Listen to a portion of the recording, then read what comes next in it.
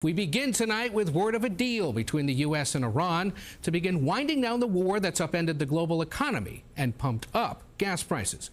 President Trump announcing the deal this evening, saying he's ending the U.S. naval blockade of the Strait of Hormuz and adding, quote, "let the oil flow."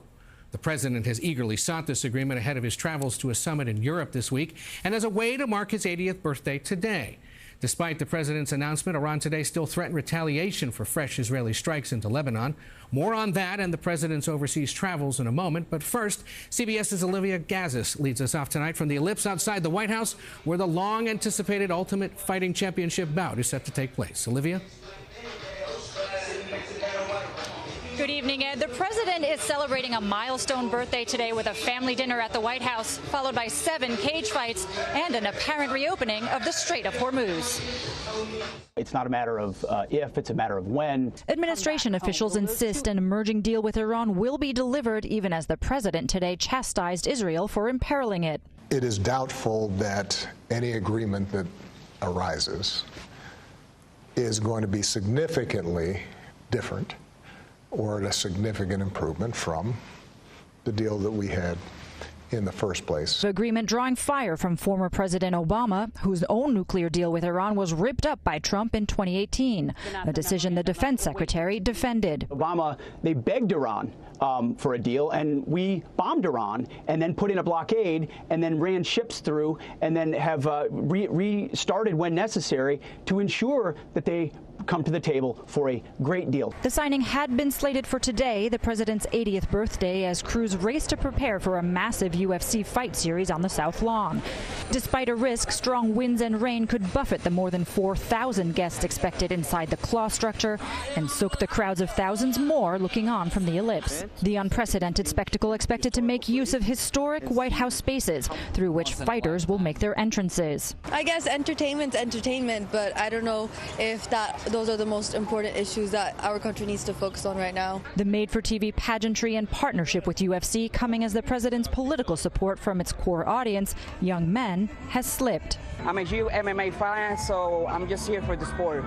So, but it's his birthday when he's in the area, so great for him. The UFC says it's picking up the $60 million price tag for tonight's festivities. And despite possible storms in the forecast, the White House says the events are going on, rain or shine. Ed? Olivia Gazis outside the White House on the ellipse. Thank you. Today, the president also called out Israel for once again attacking what it says are Hezbollah targets in southern suburbs of Beirut, Lebanon. In separate interviews, he used the F word to convey frustrations with Prime Minister Benjamin Netanyahu for launching the strikes just as the U.S. is on the verge of its deal with Iran. CBS's Imtiaz Tyab is in Tel Aviv tonight with more. Imtiaz?